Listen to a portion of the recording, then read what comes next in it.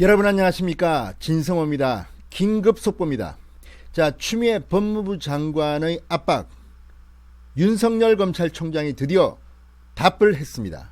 내일 오전 10시까지 답을 내놔라고 추미애가 압박을 했는데 드디어 윤석열 검찰총장이 여기에 대한 답을 내놓았습니다. 그런데 추미애 장관이 들으면 기절초풍할 만한 그런 내용의 답장을 썼습니다. 자, 방금 들어온 뉴스입니다. 윤석열 검찰총장이 이른바 검언유착 의혹 사건을 수사 중인 서울중앙지검 수사팀을 포함해서 독립적인 수사본부를 구성하고 김영대 서울고검장이 지휘하도록 했습니다. 추미애 법무부 장관이 수사지휘권을 발동한 지 엿새 만에 나온 입장입니다. 자, 전국의 검사장 회의에 나온 의견들을 충분히 수렴하고 나름대로의 답을 낸 겁니다. 그런데 여기서 중요한 것은 추미애 장관은 서울중앙지검 윤석열 검찰총장의 반기를 들었던 이성윤 서울중앙지검장이 지휘하는 서울중앙지검의 형사 일부, 그러니까 이 사건을 수사하는 팀들을 흔들지 마라, 그 사람들한테 수사를 시키라고 했습니다. 그리고 특임검사는 안 된다고 했습니다. 그런데 윤석열의 답은 사실상 특임검사제를 의미하는 것입니다. 조금씩 양보한 것으로는 보이지만 결론만 딱 보면 추미애 웃기지마, 나도 수사 지휘에 관여하지 않지만 지금 서울중앙지검장한테는 못 맡겨, 김영대 서울고검장이 지휘해 특별 독립수사본부를 만들라고 한 겁니다. 특임검사제를 사실상 도입한 것으로 해석됩니다. 자, 윤석열 총장은 이 답변 때문에 추미애 법무부 장관 지금 휴가 내고 지금 절에 갔다는데 내일 어떤 반응을 보일지 궁금합니다. 자, 그 정도의 압박을 하기 위해서 추미애는 이틀 동안 휴가를 내고 문재인 대통령의 국무회의도 불참하고 절에 가서 사진 찍어서 올리고 했는데 윤석열 총장은 출근했습니다. 근무했습니다. 그리고 엿새 만에 답을 냈습니다. 그런데 그 답이 추미애 장관이 이러지도 저러지도 못할지 모르는 아주 절묘한 신의 한 수라는 생각이 듭니다.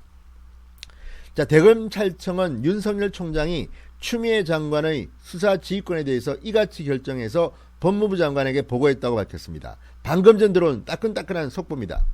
윤 총장은 수사를 지휘하지는 않겠다고 했습니다. 수사 결과만 보고받겠다고 했습니다. 대검찰청은 검찰총장은 법무부 장관의 지휘를 존중하고 검찰 내 외부의 의견을 고려하여, 자, 검찰 내 의견은 전국 검사장 회의, 외부는 원로들과 끊임없이 소통했다는 겁니다.